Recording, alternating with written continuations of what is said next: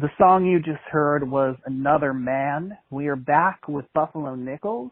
He's got a self-titled debut album out, and this one is a hard one to listen to, but it's also a very true one to listen to. Tell me about the place you were at when you wrote this song.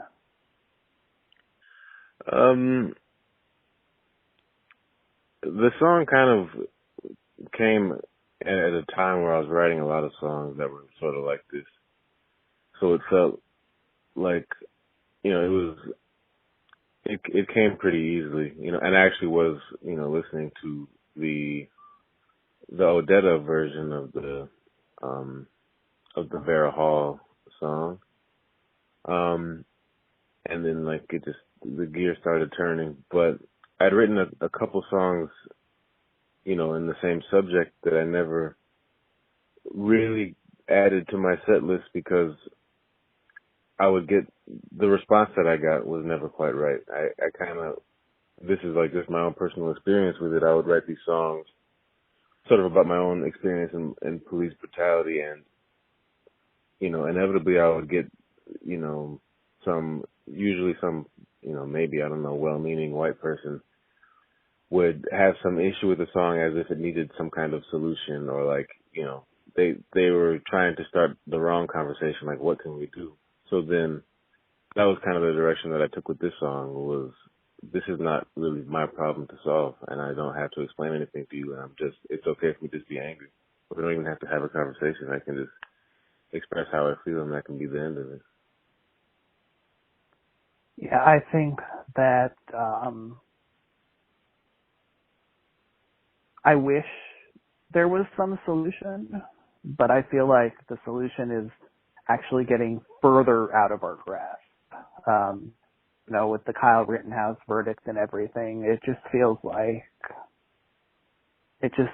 we've entered this world where everything is polarized, and as long as half the people are on the police's side, no matter what they do, they're going to feel like they can do basically anything. Yeah, I think the last, 2 years has made that pretty clear.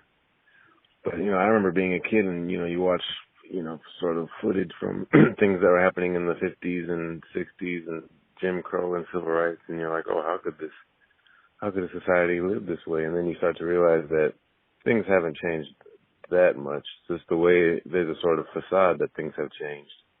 But then you look around and see how sort of overt racism is mainstream again. It's like now we're just talking about it and we're looking at it and we're admitting it, but the politics haven't changed that much. I feel like,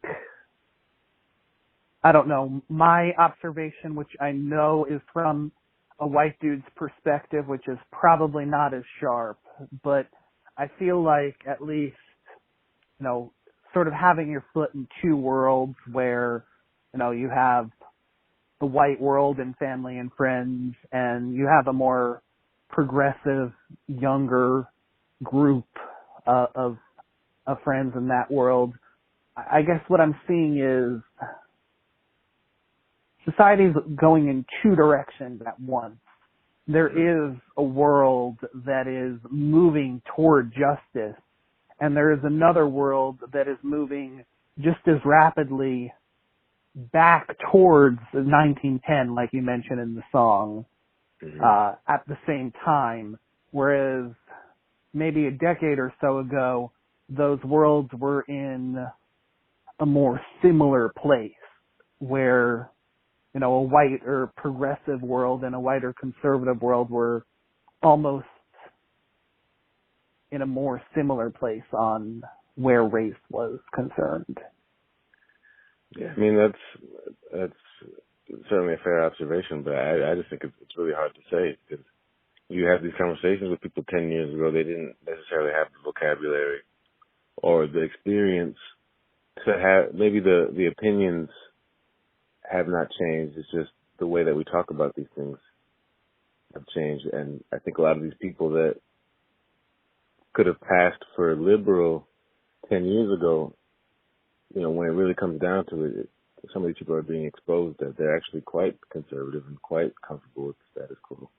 I think but that's like you said, the rift is getting wider, but it's not really like, it's more that people have chosen the side that they would have chosen either way. It's just easier now for them to know where they fit, I guess, if that makes any sense.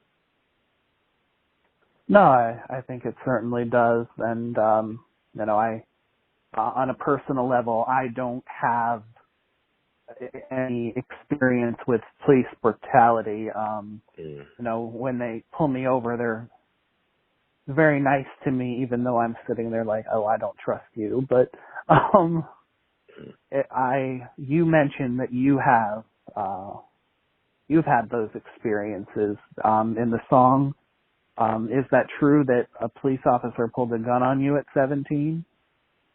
Yeah, well, it was, I think I might have been 15 or 16, but I think 17 just fit better in the song. But, I think if you ask, well, I don't want to speak for anyone else's experience, but I think if you grow up in certain cities, it's just kind of a normal thing. And, some people are really shocked by hearing about these things or even by the song. But, when the police brutality is not just the overt violence that we see in the murder, like the police just harass people. That's kind of what they were created for, is to harass black people. And, any young black men probably have an experience where they're just, either bothered or threatened, and yeah, I'm no exception. Last question. On your website, it mentions that one of your goals is to use the blues to tell black stories responsibly. What does that look like, and what are the more irresponsible uses of the blues?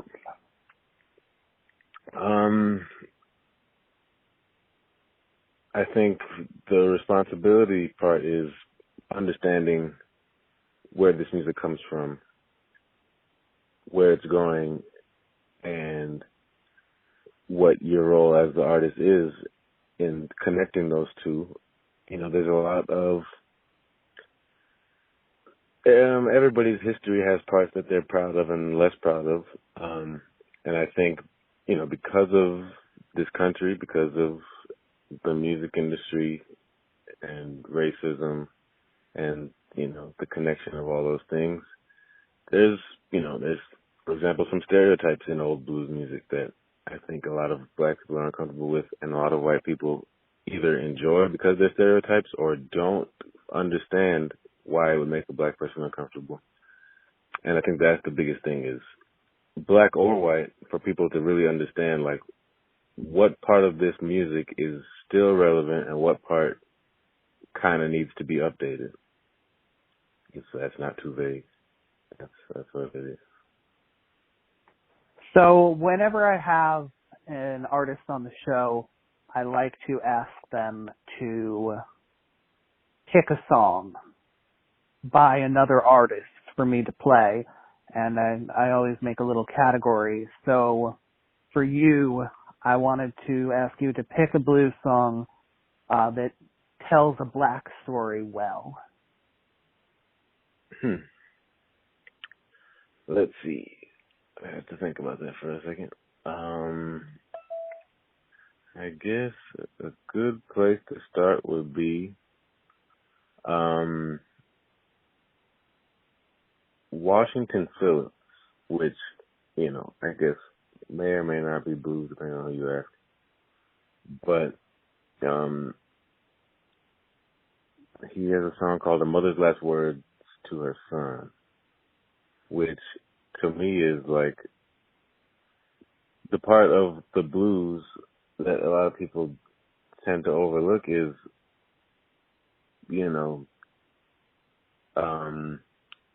and again, some people consider it separate from the blues, and it kind of is, but it's not. People like to focus on the, the downtrodden kind of man in a rural area, but there's a lot of faith involved, and there's a lot of humility, and there's a lot of beautiful storytelling, and I think that's a song that kind of covers that part, which is, you know, these old black communities that the music comes from. They were multifaceted, and I think Washington Phillips is one of those facets that people don't focus on enough. All right. Buffalo Nichols, thank you so much for coming on the show. Thanks for having me. It's my pleasure.